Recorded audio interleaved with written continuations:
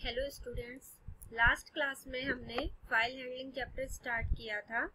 File handling क्या होती है, डेटा फाइल्स क्या होती है, ये मैंने आपको बताया था लास्ट क्लास में।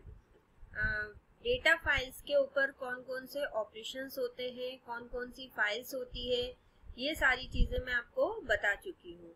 फाइल ऑब्जेक्ट क्या होता है, फाइल एक्सेस मोड क्या होता है। मैंने लास्ट क्लास में आप लोगों को ये होमवर्क दिया था कि आपको जो एक्सेस मोड्स होते हैं वो याद करने हैं। वो एक्सेस मोड्स आप बहुत अच्छे से याद कर लीजिएगा, उससे रिलेटेड 1-2 मार्क्स में क्वेश्चंस आते हैं और प्रोग्रामिंग में भी उसकी बहुत ज़रूरत पड़ेगी।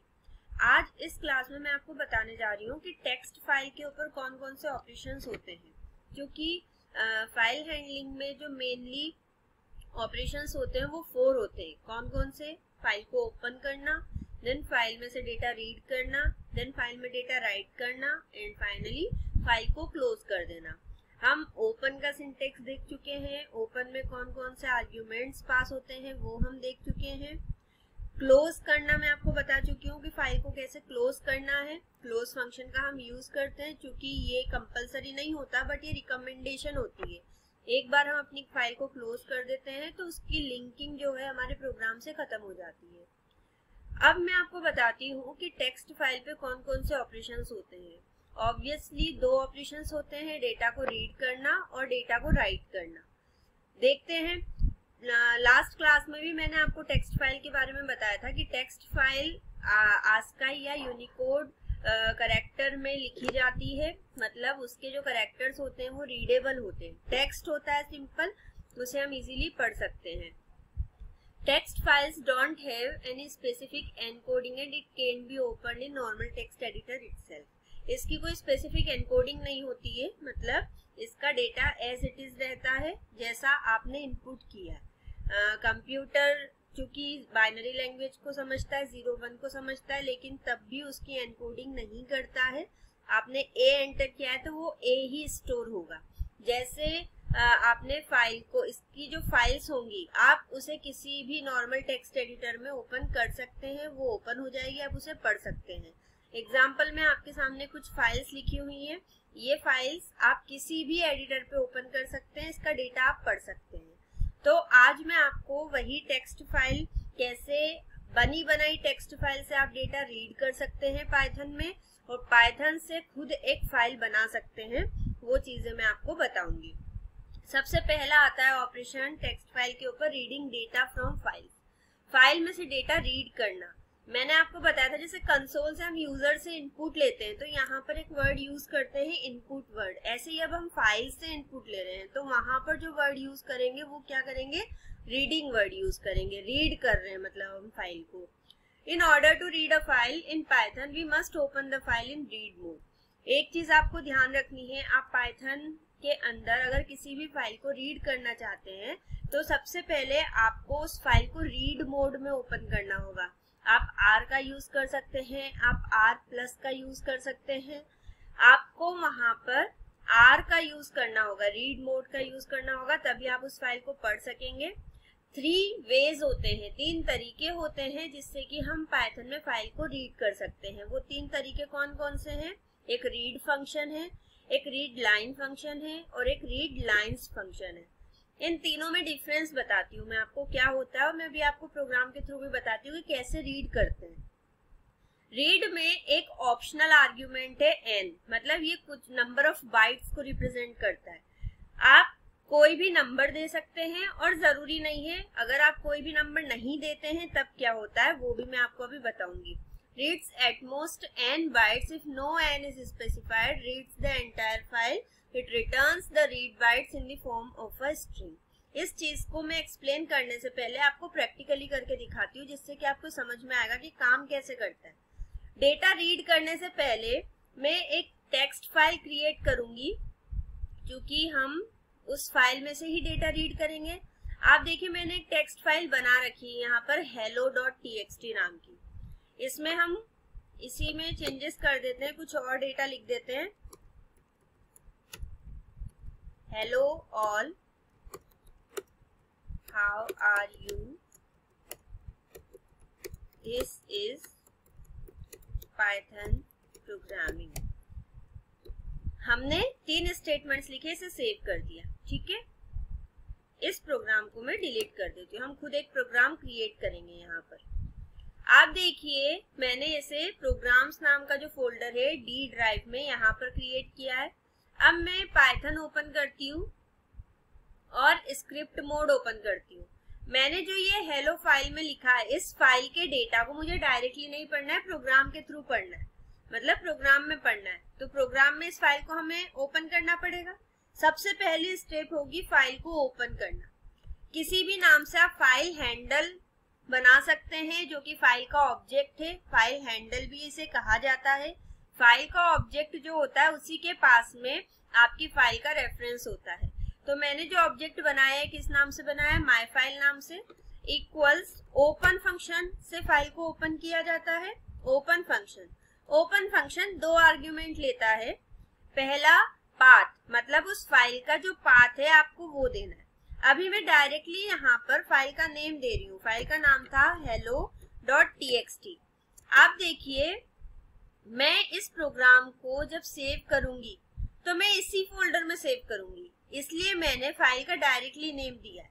मतलब ये है कि जब आपकी फाइल करंट फोल्डर में ही हो, आपकी फाइल जिस फाइल में से आप डेटा रीड कर रहे हो वो, और आपका प्रोग्राम जहां जो आपने प्रोग्रामिंग की है उस फाइल को अगर आपने एक ही फोल्डर में रखा है तो यहाँ पर आप सिर्फ फाइल का नेम दे सकते हैं। लेकिन अगर आप अपनी पाइथन की इस मॉड्यूल को, इस स्क्रिप्ट मोड वाले मॉड्यूल को किसी और फोल्डर में सेव करते हैं, देन आपको यहाँ पर इस फाइल का पूरा नेम देना होगा। वो नेम क्या होगा, जैसे ये फाइल आपकी किस में है,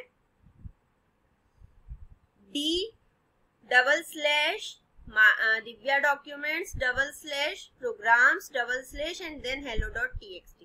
आपको फिर उसका फुल्ली क्वालिफाइड नेम देना होगा जो कि सिंटेक्स में लिखा है, मैंने प्रोग्राम में लिखा है। आप इसको प्रैक्टिकली करके देखिएगा। यहाँ पर आए, यहाँ मैंने इसे रीड मोड में ओपन किया। आप देखिए यहाँ आप इस R को मेंशन करिए या ना करिए, दोनों एक ही बात है, क्योंकि जो डिफॉल्ट मोड होता है यहाँ पर वो रीड मोड ही होता है। अभी देखिए मैंने हटा दिया है तो ये रीड मोड में ही ओपन करेगा। फाइल में से डेटा रीड होगा। मैं उसे लगा के भी आपको दिखा दूंगी, कोई इफेक्ट नहीं पड़ेगा क्योंकि रीड मोड ही होता है, डिफॉल्ट मोड। अब फाइल हमारी ओपन हो गई, उसका रेफरेंस माय फाइल के पास में आ गया।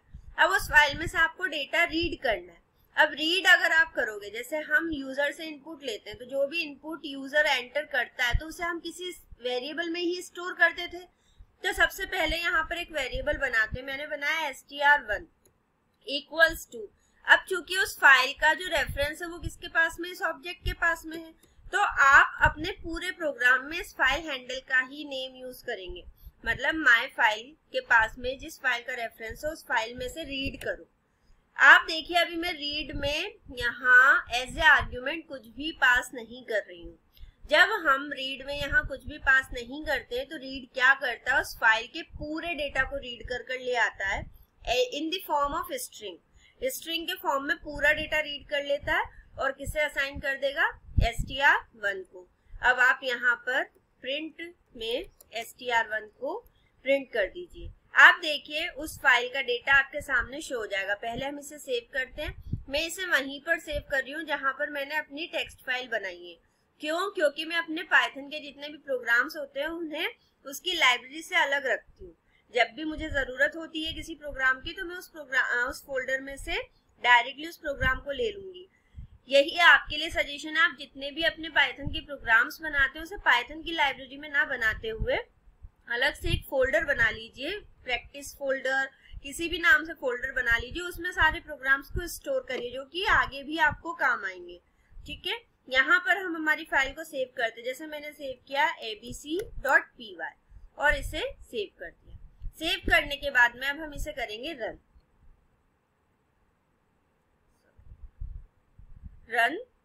Run module.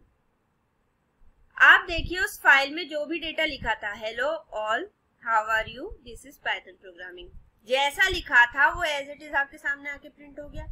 अब अगर यहाँ पर रीड मोड में, रीड फंक्शन में आपने कोई आर्ग्यूमेंट पास किया, जैसे मैंने लिखा यहाँ पर 8, तो अब रीड क्या करेगा, स्टार्टिंग से सिर्फ 8 बाइट्स रीड करेगा। आप एक चीज ध्यान रखिएगा, फाइल के अंदर 1 character is equal to 1 byte. मतलब अगर सिर्फ ए है तो ए 1 बाइट का हो गया, क्योंकि कैरेक्टर 1 बाइट लेता है इंटरनली, तो हर एक कैरेक्टर 1 बाइट का होगा। तो आपने यहाँ पर 8 लिखा है, मतलब ये कितना बाइट रीड करेगा, 8 बाइट। 8 बाइट मतलब सिर्फ 8 कैरेक्टर रीड करके str1 को देगा और str1 आपके सामने शो हो जाएगा, प्रिंट हो जाएगा। आप इसे सेव करिए और रन करिए। आप देखिए सिर्फ 8 कैरेक्टर्स आपके सामने प्रिंट हो रही है। काउंट करिए 1 2 3 4 5 6 7 8। आई बात समझ में आपको? रीड में हम आर्ग्यूमेंट पास कर भी सकते हैं, नहीं भी कर सकते हैं। अगर नहीं करते हैं तो पूरा डेटा रीड हो जाता है फाइल का, और अगर कोई आर्ग्यूमेंट आप पास कर देते हैं तो फिर उतना ही बाइट्स वहां पर रीड होता है। आई होप रीड फंक्शन आपको समझ में आया होगा। यही चीज यहाँ पर लिखी हुई है, reads at most n bytes if no n is specified, reads the entire file, it returns the read bytes in the form of a string. जो भी प्रिंट होता है आपके सामने वो स्ट्रिंग फॉर्मेट में होता है, ठीक है। सेकंड आता है read line function. Read line function एक बार में एक लाइन रीड करता है। इफ n इज स्पेसिफाइड, यहाँ पर अगर आप n देते हो, मतलब नंबर ऑफ बाइट्स देते हो, तो उस बाइट में जितना आ जाता है उतना आपके सामने प्रिंट कर देता है, जैसे रीड करता था। और अगर आप नहीं देते हैं, सिर्फ रीड लाइन देते हैं, कोई भी नंबर वहां पर एज ए बाइट नहीं देते हैं तो वो एक बार में सिर्फ एक लाइन रीड करेगा। और उस लाइन का, चूंकि मैंने बताया था कि टेक्स्ट फाइल में EOL होता है, एंड ऑफ लाइन कैरेक्टर होता है, जो कि by default ENDL and line character होता है, /n होता है। तो हर लाइन के बाद में आपने एंटर प्रेस किया होगा, तो जब तक उसे एंटर मिलता है, उस एंटर से पहले तक की लाइन को वो एज अ 1 लाइन कंसीडर करता है। आप देखिए इसी प्रोग्राम में चेंजेस कर देती हूँ मैं। रीड की जगह पे मैंने यहाँ पर लिख दिया रीड लाइन और इस 8 को हटा दिया। अब देखिए आपके सामने सिर्फ एक बार में एक लाइन प्रिंट होगी। इसे सेव किया और रन किया, आप देखिए हेलो ऑल, सिर्फ हेलो ऑल प्रिंट हो रहा है, उसके आगे कुछ नहीं हो रहा। आप और एक चीज देखिए, यहाँ हेलो ऑल के बाद में एक \n, मतलब अपने आप एंटर प्रेस हो रहा है। ये जो एंटर है, ये एंटर इस कारण से हो रहा है क्योंकि आपका जो रीड लाइन फंक्शन होता है, ये डेटा तो रीड करता ही करता है, लेकिन उस EOL कैरेक्टर को भी रीड कर लेकर आता है, जो कि रीड फंक्शन नहीं करता था। समझ में आ रहा है? रीड लाइन क्या करता है, हर लाइन के एंड में EOL कैरेक्टर होता है, \n होता है, तो रीड लाइन उस \n को भी रीड करता है। तो \n का मतलब होता है एंटर। तो आप देखिए हर लाइन के बाद में एंटर प्रेस होता है, हर लाइन के बाद में एंटर आता है। अगर आप चाहते हैं कि वो एंटर ना आए तो आप क्या करिए, अपने कोड में थोड़ा सा चेंज करिए। यहाँ प्रिंट में END is equals to space कर दीजिए, नल कर दीजिए। तो अब आपका जो आउटपुट होगा उसके साथ में न्यू लाइन कैरेक्टर प्रिंट नहीं होगा, ठीक है। ये चीज समझ में आई आपको? ऐसे ही हम बाइट्स भी यहाँ पर पास कर सकते हैं। आप जितना बाइट पास करोगे ये उतना ही डेटा आपके सामने रीड करके देगा। मान के चलिए एक लाइन में सिर्फ 10 कैरेक्टर्स और आपने यहाँ 20 लिख दिया, तो फिर ये 10 कैरेक्टर्स को ही प्रिंट करेगा। 20 के लिए ये न्यू लाइन पर नहीं जाएगा, क्योंकि रीड लाइन की एक लिमिटेशन होती है, एक बार में सिर्फ एक ही लाइन प्रिंट करता है। एक चीज आप ध्यान रखिएगा कि रीड लाइन जो फंक्शन होता है, ये भी रीड फंक्शन की तरह ही जो आपके सामने रिटर्न करता है बाइट्स को, उसे स्ट्रिंग फॉर्मेट में ही करता है। मतलब जो एक लाइन आपके सामने प्रिंट होगी वो स्ट्रिंग फॉर्मेट में होगी, ठीक है। अब थर्ड आता है read lines function. Read lines function एक बार में उस पूरी फाइल की जितनी भी लाइन्स हैं उन सारी लाइन्स को रीड करता है, लेकिन उन्हें एज ए लिस्ट रिटर्न करता है। स्ट्रिंग में रिटर्न नहीं करता, लिस्ट के फॉर्मेट में उसे रिटर्न करता है। आप देखिए, इसे प्रैक्टिकली करके देखते हैं। यहाँ पर रीड लाइन की जगह पे हम कर देते हैं रीड लाइंस, ये हम हटा देते हैं, सिर्फ str1 को प्रिंट करते हैं। सेव किया और रन किया, आप देखिए आपके सामने एक लिस्ट प्रिंट हो रही है, ये लिस्ट है। और चूंकि हर लाइन के बाद में एक EOL कैरेक्टर होता है, एंड लाइन कैरेक्टर होता है, तो हर लाइन के बाद में /n लिखा हुआ है। आई बात समझ में आपको? तो रीड फंक्शन एक बार में पूरा डेटा रीड करके आपके सामने प्रिंट कर देगा, या आप कैरेक्टर पास करिए, उतने कैरेक्टर रीड करके आपके सामने प्रिंट कर देगा। रीड लाइन फंक्शन एक बार में एक पूरी लाइन रीड कर कर प्रिंट कर देगा, लेकिन ये दोनों स्ट्रिंग फॉर्मेट में डेटा को रीड करते हैं। और रीड लाइंस फंक्शन जो होता है वो एक बार में सारी लाइंस को रीड करता है, लेकिन उन्हें लिस्ट के फॉर्म में प्रिंट करता है। ठीक है, अब जो स्ट्रिंग के ऊपर ऑपरेशंस परफॉर्म होते हैं, जो लिस्ट के ऊपर ऑपरेशंस परफॉर्म होते हैं, जो हमने प्रीवियस वीडियोस में पढ़ा भी और 11th में भी पढ़ा है, उन कंसेप्ट्स का यूज करके फिर यहाँ लॉजिक लगाए जाते हैं।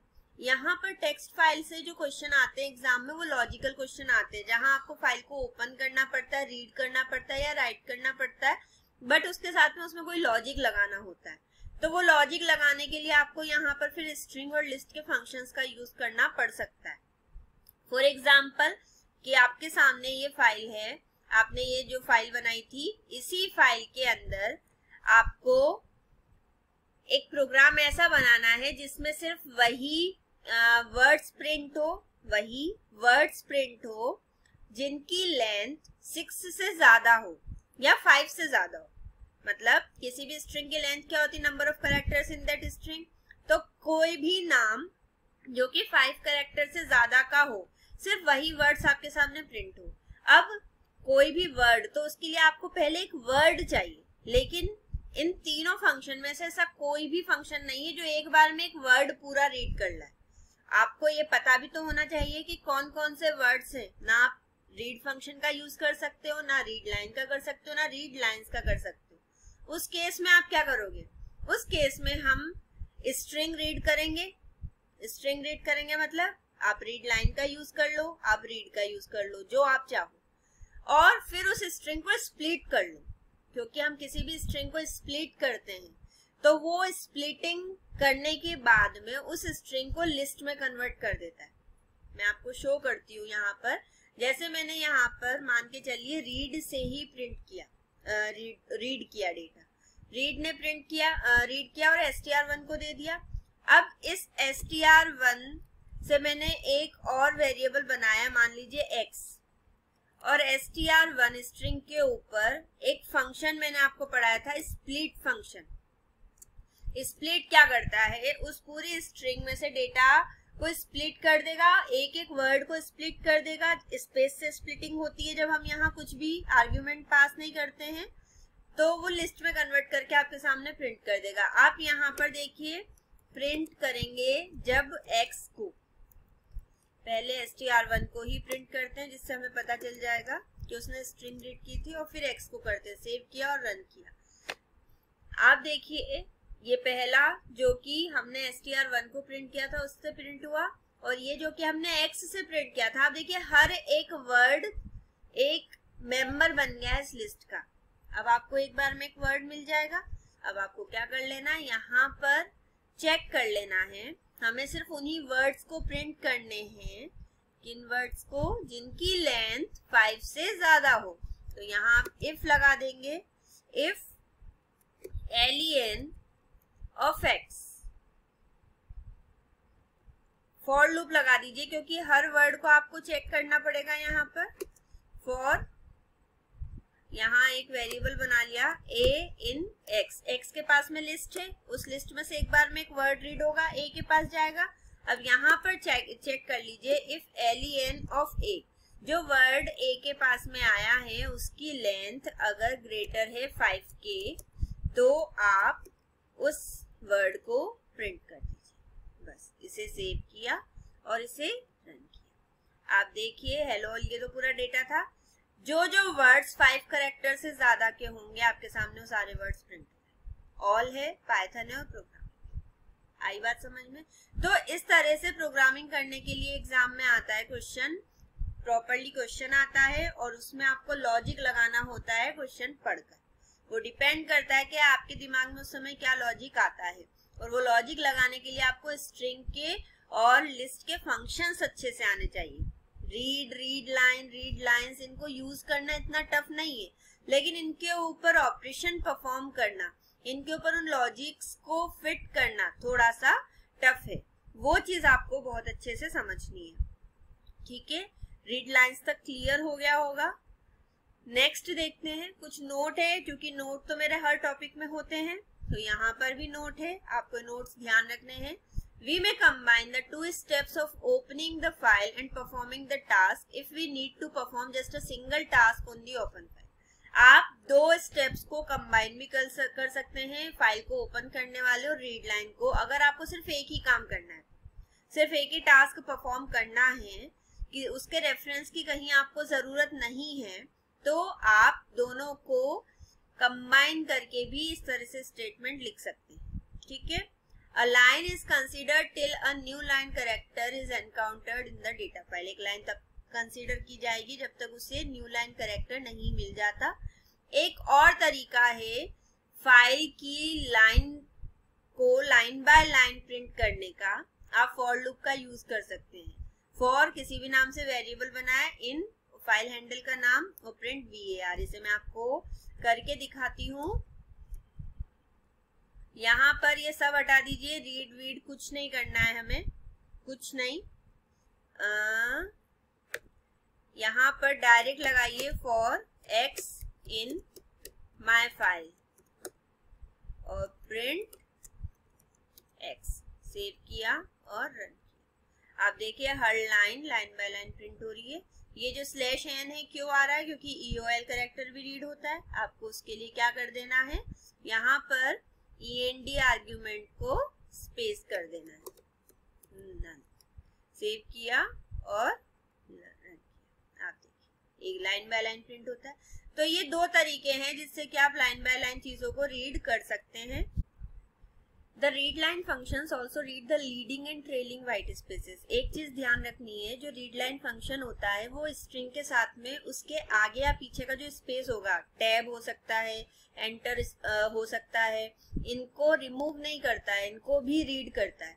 तो अगर आपको मान के चलिए कोई ऐसा लॉजिक दिया गया है कि एक लाइन रीड करिए और उस लाइन में टोटल कैरेक्टर्स कितने हैं वो काउंट करिए, या एक फाइल में टोटल कैरेक्टर्स कितने हैं वो काउंट करिए, तो फिर अगर रीड लाइन से आप लाइंस रीड करेंगे तो वो स्पेसेस को भी रीड करेगा और वो स्पेस भी उस कैरेक्टर में काउंट होगा.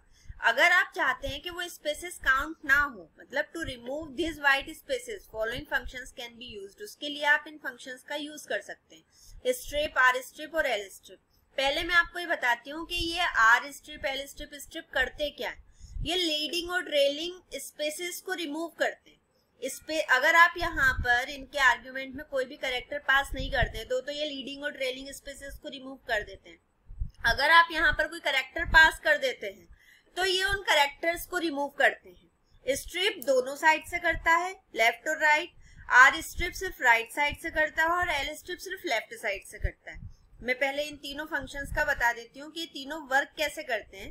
जैसे मान के चलिए मैंने यहाँ पर कोई स्ट्रिंग दी ABCDEAB, ठीक है. यहाँ पर मैंने डॉट लिखा स्ट्रिप. अब स्ट्रिप क्या करेगा, दोनों साइड से रिमूव करेगा. अब यहाँ तो दोनों साइड स्पेस है नहीं, इसलिए स्ट्रिंग एज इट इज रहेगी. मान के चलिए मुझे रिमूव करवाना है AB को, तो अभी दोनों साइड से AB को रिमूव कर देगा. आप देखिए दोनों साइड से AB हो गया. ऐसे ही आर स्ट्रिप होता तो राइट साइड से रिमूव हो जाता और एल स्ट्रिप होता तो लेफ्ट साइड से हो जाता. उसे भी आप करके देख लीजिए एक बार. डॉट आर स्ट्रिप, यहाँ हमने लिख दिया AB, तो अब देखिए सिर्फ राइट साइड से रिमूव कर देगा. तो ऐसे ही अगर हमें स्पेसेस रिमूव करने हैं तो हम इन फंक्शंस का यूज कर सकते हैं. इसकी जरूरत क्यों पड़ेगी वो मैं आपको बता देती हूँ. देखिए मैंने एक फाइल में से डेटा रीड किया, ठीक है. उस एक पर्टिकुलर लाइन को रीड करने के बाद में मुझे उसकी लेंथ प्रिंट करनी, मतलब total number of characters in that string मुझे प्रिंट करना है. तो यहाँ से एक लाइन रीड हुई और str1 को असाइन हो गई. अब मुझे str1 की लेंथ प्रिंट करनी, पहले मैं डायरेक्टली उसकी लेंथ प्रिंट करती हूँ. इसे सेव किया और रन किया. आप देखिए लेंथ कितनी प्रिंट हो रही है, 13. लेकिन यहीं पर अगर मैं स्ट्रिप फंक्शन लगाती हूँ इसके साथ में, मतलब str1.strip, तो ये क्या करेगा, जो लीडिंग और ट्रेलिंग स्पेसेस होंगे, वाइट स्पेसेस होंगे, उन्हें रिमूव कर देगा. अब इसे सेव किया और इसे रन किया तो आप देखिए लेंथ कितनी प्रिंट हो रही है, 12. मतलब एक लीडिंग स्पेस था जो रीड हो रहा था और लेंथ उसकी बढ़ा दी गई थी. तो ये स्पेसेस जो हैं ये रिमूव करने पड़ेंगे अगर हमें किसी भी फाइल का साइज प्रिंट करना होगा. तो उसके लिए ये तीन फंक्शंस है, इन्हें यूज करना है. आज की वीडियो में मैं इतना ही रखूंगी। ये जितनी भी चीजें मैंने आपको बताई हैं इन्हें प्रैक्टिकली कर कर देखिए। अलग अलग चीजें इम्प्लीमेंट करोगे तो अलग अलग डाउट्स आएंगे। डाउट्स आते हैं then ask to me. Thank you.